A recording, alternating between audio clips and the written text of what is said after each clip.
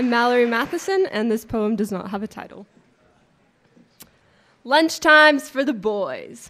Dudes at the table next to me in the Wilk laugh at the guy who said this. Bro hug, sit down, start eating, start talking. I am in the middle of writing a research paper, and not about to let myself get distracted by their carrying conversation. They laugh, joke around, I write. Dude, that stinks. You know how I manipulate girls into kissing me? I want to ask him to repeat himself, just in case I didn't hear right, but I don't. He details the process, slowly getting closer until they're barely standing apart, slowly putting his hand on her arm, and if she, quote, stands her ground, then he moves forward. And if she shies away, he, quote, knows she can't take it, as if this is something that will hurt, as if he is the one with the right to hurt her.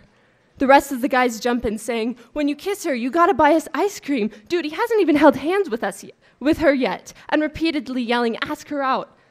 I want to walk up to them and say, F you, but I don't, because they are male and I am female, and because they need a worse insult to encompass their vulgarity, and because that would give them what they want, which is the last thing we need. And again, I can't remember ever being so glad someone was raised Mormon, because if these men did not subscribe to LDS beliefs, they would surely be contributing to rampant collegiate sexual assault rates.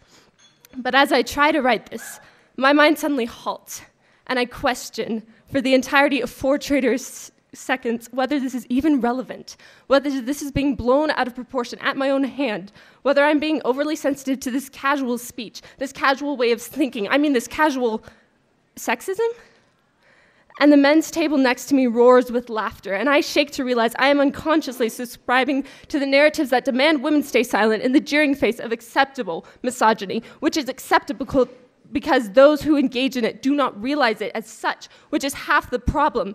And maybe it is exacerbated by the fact that 2 of my roommates came home last night teasing about how one of them almost got a kiss, as if it was something they had to work for, as if they, in their freshly curled hair and bright lipstick, had somehow almost won something. And maybe it is exacerbated by the fact that a female friend and I were chased down a mountain trail last year by 4 hungry, loud high school boys who demanded that we come kiss them or else.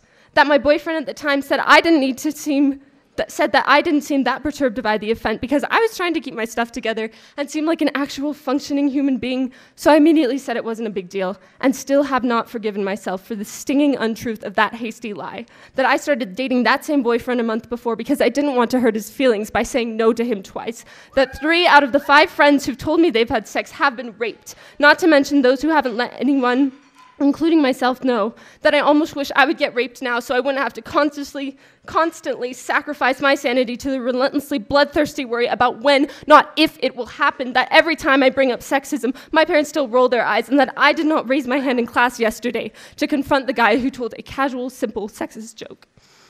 If I had said all this to the group of guys at the table next to me in the Wilk, they would have stared at me as if these words had turned into a host of flies settling on my lip, burrowing into the meat of my mouth flesh, and I was standing there, asking them what was wrong. Nothing is new about this, but when there's truth, it demands to be spoken, so someone's got to speak.